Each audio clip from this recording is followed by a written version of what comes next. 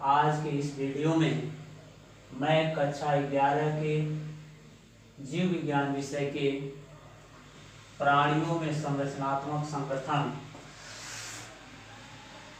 के भाग फर्स्ट के विषय में अध्ययन करवाने जा रहे हैं।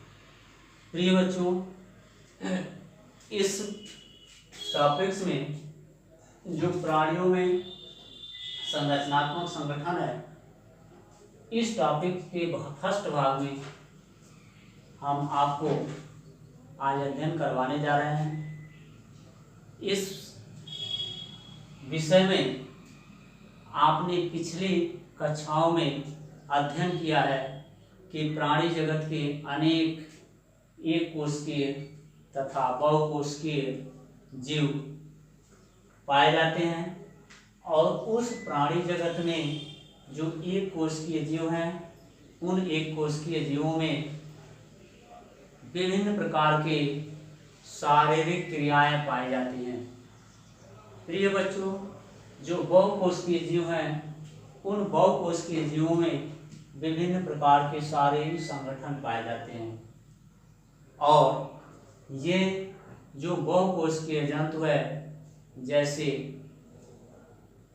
मनुष्य, इन मनुष्य में के शरीर में बहुत से शारीरिक संरचनात्मक संगठन पाए जाते हैं और ये कोशिकाएं शरीर में एक साथ किस प्रकार से काम करते हैं और किस प्रकार से उनका शारीरिक संगठन होता है, ये सारे अंग मिलकर ऊतक का निर्माण करते हैं। अर्थात हम कह सकते हैं कि कोशिकाओं के समूह को ऊतक कहते हैं और ये प्राणी ऊतक का अध्ययन आप इस लेसन के अंतर्गत पहले करेंगे। प्रिय बच्चों, इस प्राणी ऊतक जिसे एनिमल टिश्यू कहते हैं, इस एनिमल टिश्यू में हम आपको जो है अध्ययन करवाने जा रहे हैं। इस एनिमल टिश्यू के अंतर्गत जो जीव जंतु हैं, इन जीव जंतुओं के शारीरिक क्रियाकलापों में जो डिफरेंस है वह आपको अध्ययन कराएंगे। सबसे पहला टॉपिक्स आप ये जानते हैं कि एनिमल टिश्यू जिसे प्राणी ऊतक कहते हैं, इस प्राणी ऊतक में अर्थात जो कोशिकाओं का समूह है, जंतु कोशिकाओं का समूह है, उस जंतु कोशिकाओं में जो कोशिका की संरचना तथा उनके कार्य के अनुसार ये प्राणी ऊतक की कोशिकाएं 4 प्रकार की होती हैं। पहला प्रकार इसका होता है उपकला ऊतक, जिसे हम एपिथेलियल टिश्यू कहते हैं। इस एपिथेलियल टिश्यू जिसे उपकला ऊतक कहते हैं, इस एपिथेलियल टिश्यू के विषय में आप ये अध्ययन करेंगे कि ये प्राणी ऊतक का एक पहला प्रकार है जिसे उपकला ऊतक या एपिथेलियल टिश्यू कहते हैं। यह प्राणी ऊतक का मुक्त स्तर होता है जो एक तरल बाह्य वातावरण को बनाए रखता है तथा दूसरी तरफ देह तरल से मिला होता है। प्रिय बच्चों, ये जो उपकला ऊतक है, एपिथेलियल टिश्यू है, यह प्राणी ऊतक का मुक्त स्तर अर्थात फ्री सरफेस होता है। मतलब कि सबसे बाहरी लेयर होती है और इसका बाहरी स्तर बाह्य वातावरण को बनाए रखने का कार्य करता है तथा आंतरिक स्तर जो होता है वह देह तरल बॉडी फ्लूइड का निर्माण करता है। प्रिय बच्चों, इस प्राणी ऊतक में इस उपकला ऊतक के विषय में आपने जाना और ये उपकला ऊतक एपिथेलियल टिश्यू 2 प्रकार के होते हैं। फर्स्ट उपकला ऊतक जिसे हम सरल उपकला ऊतक अर्थात सिंपल एपिथेलियल टिश्यू कहते हैं। सिंपल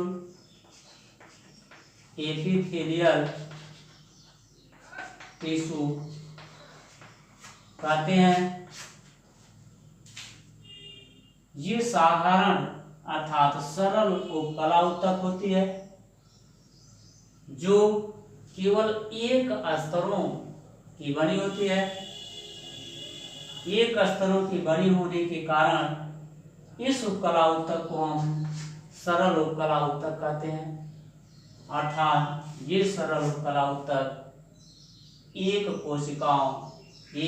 ही कोशिकाओं की बनी होती है और ये 3 प्रकार की होती हैं। ये कितने प्रकार की होती हैं? 3 प्रकार की। ये कोशिकाएं जो होती हैं, जो उपकला ऊतक हैं, ये 3 प्रकार की होती हैं। पहली कोशिका होती है सरल उपकला ऊतक, जो होती है सरल उपकला ऊतक। इनको सिंपल एपिथेलियल टिश्यू कहते हैं। और ये सिंपल एपिथेलियल टिश्यू सल्की होते हैं। इनको हम कहते हैं सल्की परत।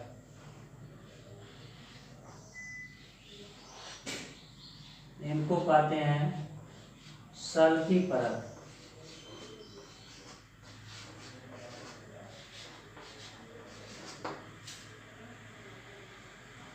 प्रिय बच्चों, ये सरल उपकला का पहला पार्ट है, जिसे हम सल्की उपकला ऊतक कहते हैं। दूसरा पार्ट होता है घनाकार।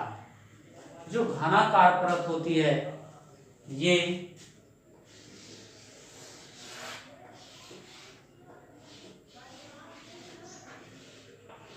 घनाकार कोशिकाएं होती हैं। इनको कहते हैं घनाकार उपकला ऊतक। घनाकार उपकला ऊतक। प्रिय बच्चों, अब आप इस सल्की उपकला ऊतक का फिगर बना लेंगे। सल्की उपकला ऊतक का फिगर बना लेंगे। घनाकार उपकला ऊतक का फिगर बनाएंगे। थर्ड पार्ट है स्तंभाकार। अब स्तंभाकार ऊतक जो होते हैं, वो घनाकार ऊतक के समान ही होते हैं, किंतु इनकी कोशिकाएं लंबी होती हैं। इनकी कोशिकाएं लंबी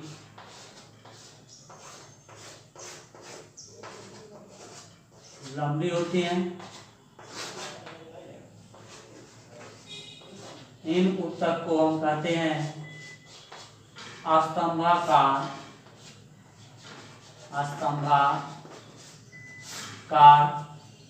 उपकला ऊतक।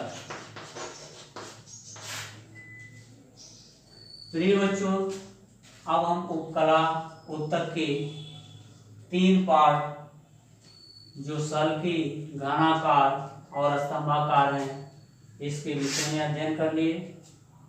अब उपकला ऊतक का सेकेंड पार्ट है संयुक्त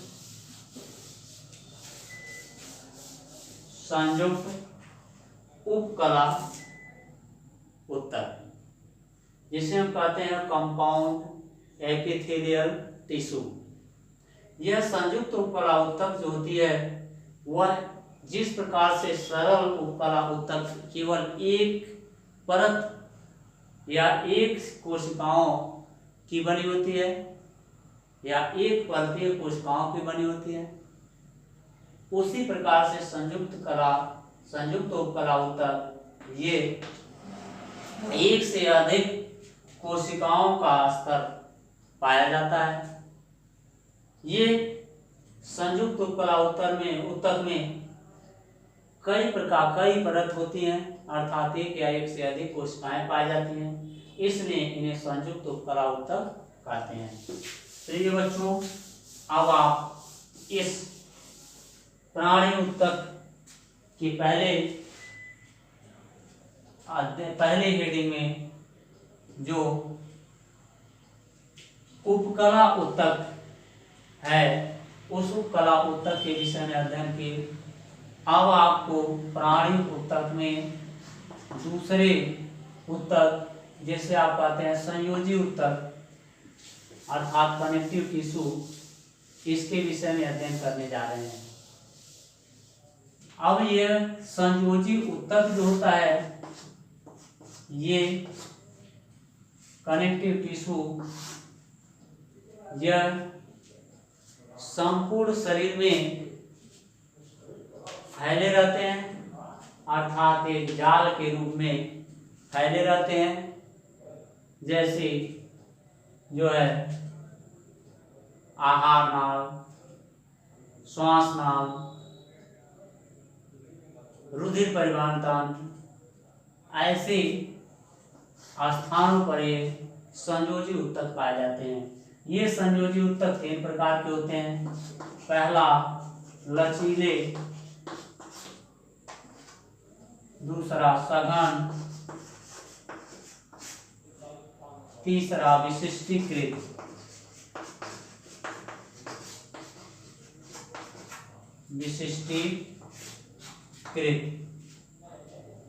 लचीले, सघन तथा विशिष्टीकृत। प्रिय बच्चों, ये जो संयोजी ऊतक कनेक्टिव टिश्यू है, ये कुछ स्थानों पर लचीले होते हैं, जैसे कान के पास की ये ऊतक लचीले ऊतक की बनी होती हैं। कुछ स्थानों पर सघन ऊतक की बनी होती हैं और कुछ में विशिष्टीकृत होती हैं।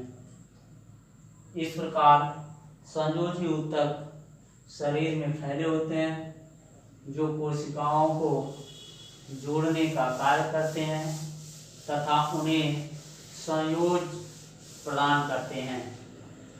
प्रिय बच्चों, अब तीसरा ऊतक है पेशी ऊतक, जिसे हम मस्कुलर टिश्यू कहते हैं। ये मस्कुलर टिश्यू मनुष्य के शरीर में, पूरे शरीर में एक जाल के रूप में फैले रहते हैं, जिनकी सहायता से ये संयोजी ऊतक के अंतर्गत, जिसको आप जैसे हम आपको बताए थे, अस्थियों को भी बताए थे, ये भी एक प्रकार से संयोग करने का कार्य करते हैं। उन अस्थियों को भी ये मस्कुलर टिश्यू जोड़ने का कार्य करते हैं।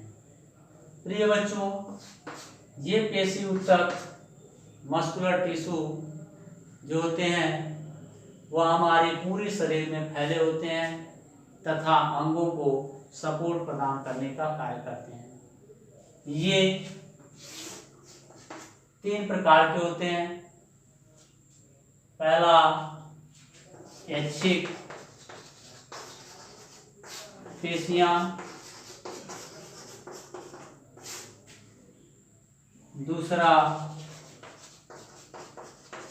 अनैच्छिक पेशियां,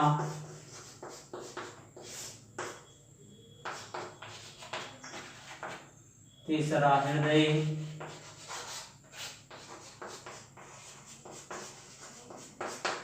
पेशियां।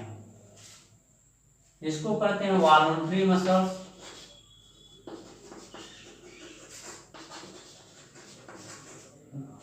इसको कहते हैं इनवॉलंटरी मसल्स और इसको कहते हैं कार्डियक मसल्स।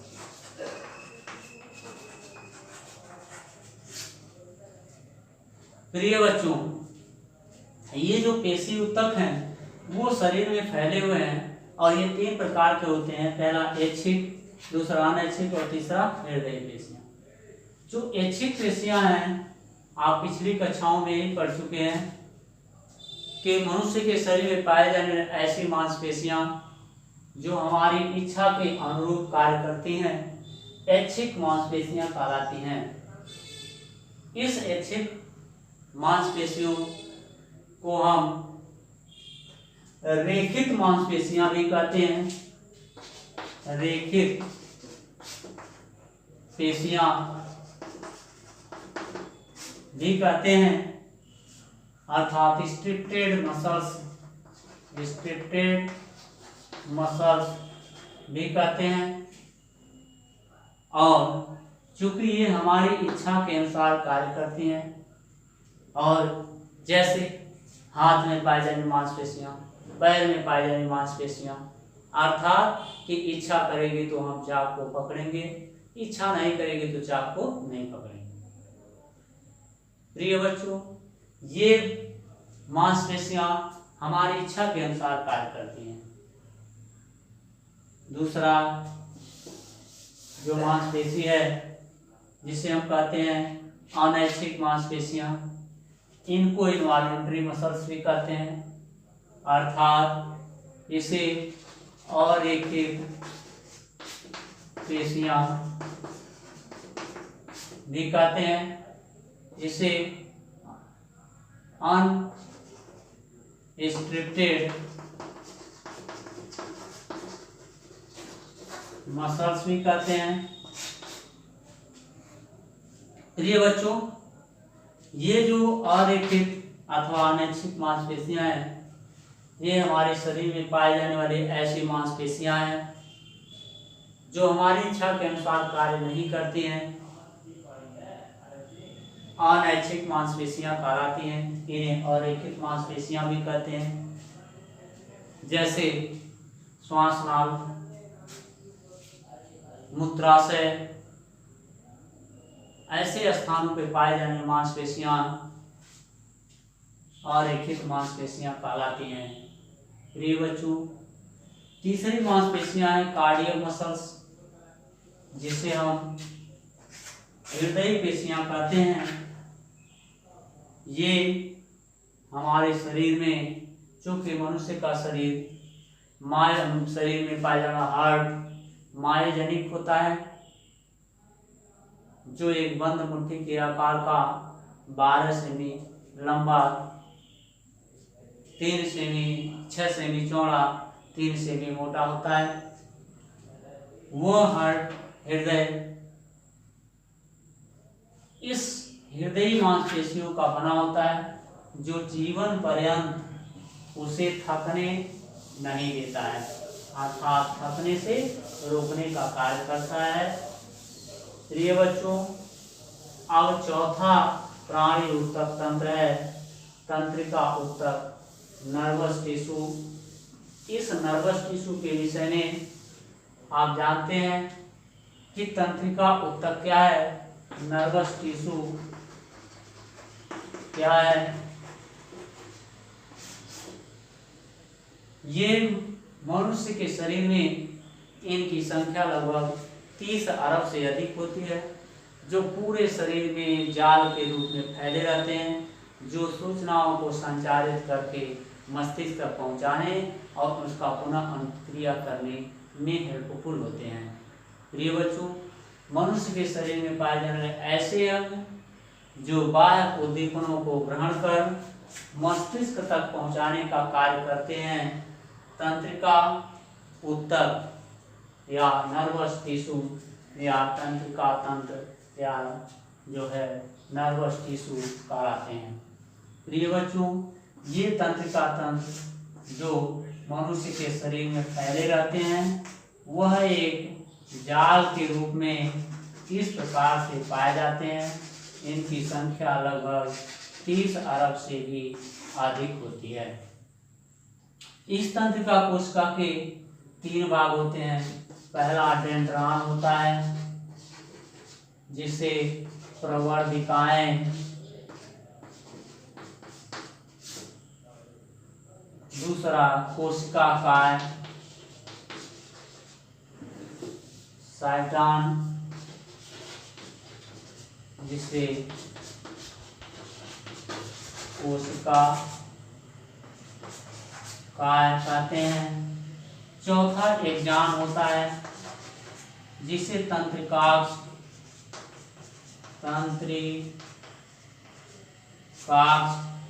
कहते हैं। ये पाया जाता है। प्रिय बच्चों, ये रहा तंत्रिका तंत्र का नर्वस सिस्टम का पार्ट। ये न्यूक्लियस कहलाता है, न्यूक्लियस जिसे हम केंद्रक कहते हैं। ये डेंड्रॉन इस कोशिकाकार के चारों तरफ जो पतले पतले प्रवर्धिका के रूप में पाए जाते हैं, इन्हीं को प्रवर्धिकाएं या डेंड्रॉन कहते हैं। जो इस तंत्र का सबसे चौड़ा भाग है, ये जिसके चारों तरफ डेंड्रॉन पाए जाते हैं, कोशिकाकार या प्रवर्धिकाएं या साइटॉन कहलाता है।